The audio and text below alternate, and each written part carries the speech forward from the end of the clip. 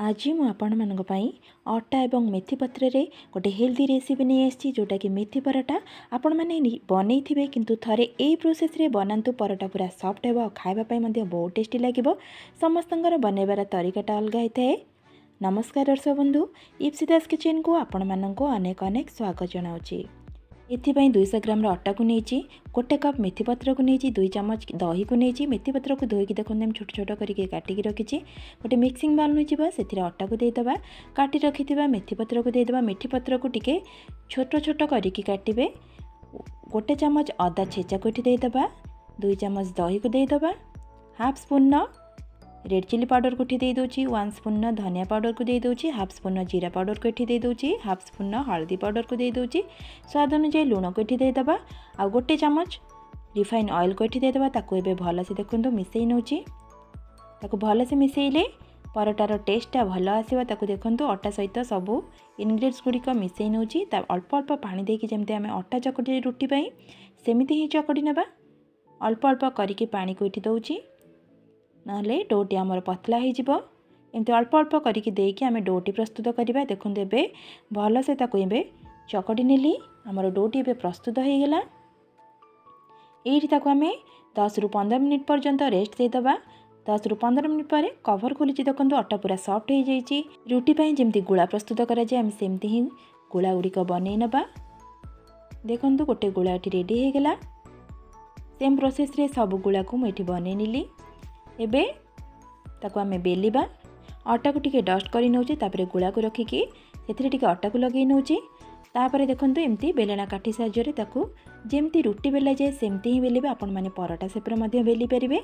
देखंतु आस्ते आस्ते चारि साइड रु बेली नेबे, प्रेस करके बेलिबे नाही। देखंतु एमती पतला बेलिबे जहा द्वारा कि पराठाटी खाइबा पई टेस्ट लागिबो। गोटे पराठाटी हमर रेडी हो गला। आपण मानकु देखुची देखंतु सेकंड पराठाटी आमे एठी बेलिबा। सेम प्रोसेस रे मु आ गोटे पराठा को एठी बेली नउची। आपण माने निश्चय ए प्रोसेस रे थरे मेथी पत्र रे पराठा को बनांतु बहुत टेस्टी लागिबो। समस्त को मध्ये पसंद आसीबा। देखंतु सेकंड पराठाटी मोर एठी रेडी हो गला। एमती प्रोसेस रे सब पराठा को मु एठी बेली नेली। देखंतु एबे गैस रे तावा बसैथिली, तावा भी गरम हो गलानी। सेथिरे आमे पराठा को देदबा। किछि समय रखला परे ताको आरा साइड को उल्टे देबा। एमती स्पैचुला साहाय्य रे बालुआ कड़िका साहाय्य रे चारियाडू टिके प्रेस करि नेबा जा द्वारा कि पराठाटी आ कंचा रहिबो नाही। देखंतु जेमती प्रेस करि नउची आपण माने साइड रो सेमती टिके प्रेस करि नेबे, फुली भी जिवो। ताको देखंतु आरा साइड को टिके उल्टे नउची। एपट सपट करके एटा को बनेबा पई हमकु 1 मिनिट टाइम लागिबो। एबे देखंतु तेल को लगे नउची। दी साइड हे गला आमे तेल को लगे नेबा। हे सल्ला परे आपण माने तेल को लगे नेबे। देखंतु ब्रश साइज रे मु तेल को दे दूची। आर साइड को मध्य तेल को दे दबा। ऊपर पूरा ब्राउन कलर भी आसी गलानी। हमर पराठाटी पूरा हे जाइची। एबे ताको आमे प्लेट को काढिबा। हमर परफेक्ट भाबे पराठाटी रेडी हो गला। एबे प्लेट को काढुची। देखंतु आपण मानकु देखौची पराठार दी साइड पूरा परफेक्ट हेची। एबे हे गला ताको प्लेट को काढी नउची। सेम प्रोसेस रे आ गोटे पराठा को आमे बनै नबा। देखंतु तावारे आ गोटे पराठा को मिठी देई देली। जेमती प्रोसेस रे प्रथम पराठाटी बनैथिले सेमती ही बनै नबा।